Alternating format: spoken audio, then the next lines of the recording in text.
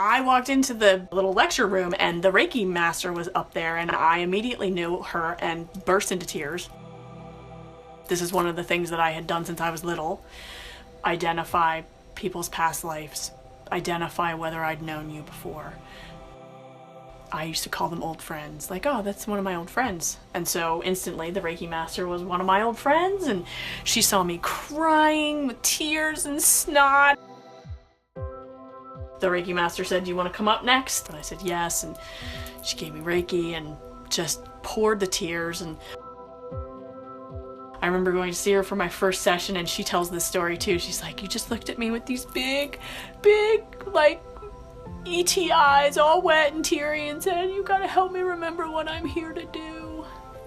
And that was it. That was like that I think marks the beginning of me doing what I do in my own way. My sessions always begin with that kind of invoking of the sacred space through a prayer that's different for every client. There's an old Sufi prayer that when you say an invocation, you create a sacred space and healing of any kind is possible.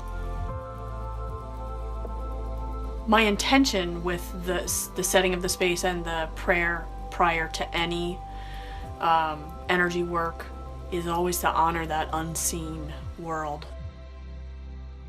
The client gets an opportunity to talk to me about what their concerns are, what their specific questions are for themselves, for their pets, for their homes, for their businesses, for their deceased ancestors, for their living ancestors, for their family members, for their children. Whatever it is, whatever their question is, they get a chance to talk a little bit about that. And that is them setting their intention.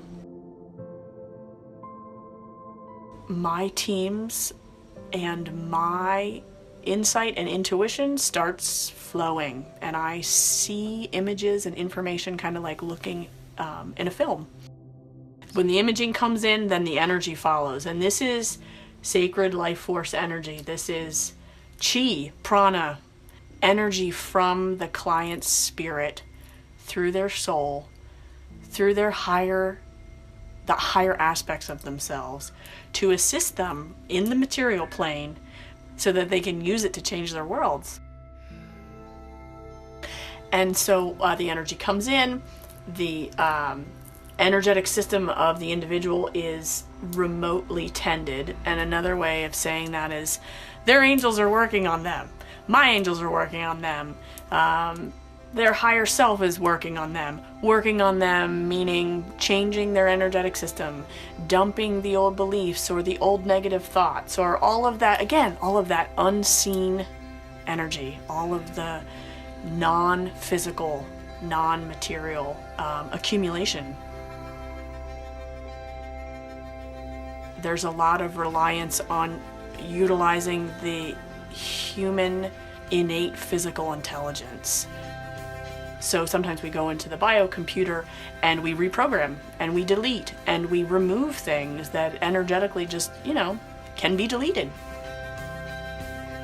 And then at the conclusion of the session, people are sealed in the light of their spirit and the light of who they are, insulated and protected, and everything that needs to be integrated at a different time is packaged and properly stored in their energy systems for right and perfect time release.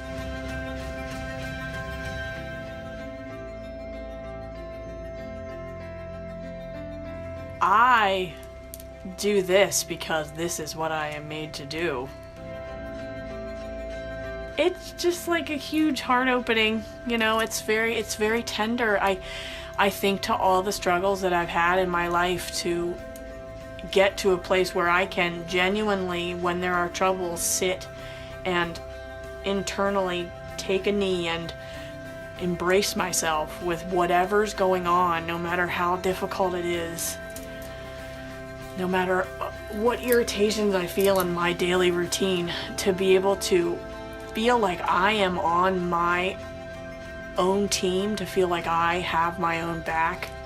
That's a gift I want everybody to feel. I want people to feel that. So when I see people being okay with themselves and you know, taking them, their shadows by the shoulders and giving them the opportunity to just be uncomfortable or be pissed or, you know, be sad about an experience. You know, authenticity. It's all about authenticity. I want to help people feel authentically how they are and be okay with that, because that is the path of peace.